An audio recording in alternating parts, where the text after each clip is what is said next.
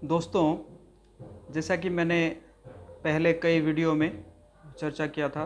मैंने इससे पहले 3 वीडियो इसी सीरीज़ में मैंने जो अपलोड किया था। तो उसमें पहला वीडियो में मैंने ये चर्चा किया था कि मनुष्य और पशुओं में अंतर क्या है, जिसमें मैंने कंक्लूजन ये दिया था कि मनुष्य के पास उच्चतम बुद्धि है और उसी कारण वो इस प्रकृति को जान सकता है, भगवान क्या है जान सकता है, दुखों का कारण को जान सकता है। तो ये मनुष्य कर सकता है जो कि पशु नहीं कर सकता। दूसरे वीडियो में मैंने जो खुशी के बारे में चर्चा किया था कि असली खुशी क्या है। एक्चुअली अभी जो हम खुशी जिसको समझ रहे हैं, that is just a pain relieving process को हम खुशी समझ रहे हैं। तो मैंने उसमें खुशी का डेफिनेशन दिया था। और तीसरे वीडियो में मैंने ये चर्चा किया था कि हमारे और खुशी के बीच में ऑब्स्टैकल क्या है, वो है समस्या। तो समस्याओं के बारे में मैंने चर्चा किया था कि सापेक्ष समस्या क्या है और असली समस्या क्या है। और असली समस्या में मैंने ये बताया था कि हमारे असली समस्या जो है वो जन्म, मृत्यु, जरा, व्याधि, ये 4 है। और साथ साथ आधी भौतिक, आध्यात्मिक और आधी दैविक क्लेश, ये 7 प्रकार के समस्याओं के बारे में मैंने चर्चा किया था। तो आज हम चर्चा करेंगे तो अब ये समस्याओं से हल कैसा हो। तो श्रीमद् भगवद गीता के 4थे अध्याय का 36 नंबर श्लोक में भगवान बता रहे हैं, अपि चेदसि पापेभ्यः सर्वेभ्यः पापकृत्तमः सर्वं ज्ञान प्लावनेभ्य वृजिनम संतरिष्यसि। इसका अनुवाद इस प्रकार है।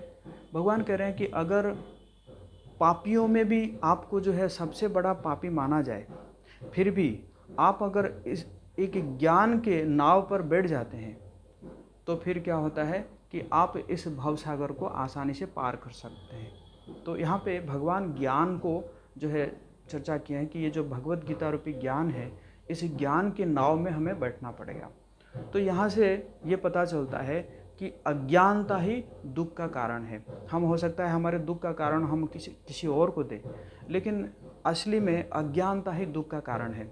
जिस प्रकार आप देखेंगे कि जैसे कोई एक गांव का व्यक्ति, वो अगर शहर में आता है और उसको कोई ट्रैफिक का नियम नहीं पता होता है और वो जो रेड लाइट अगर क्रॉस कर जाता है, तो क्या होता है कि उसको जो है पनिशमेंट देना होता है, मतलब उसको फाइन भरना पड़ता है।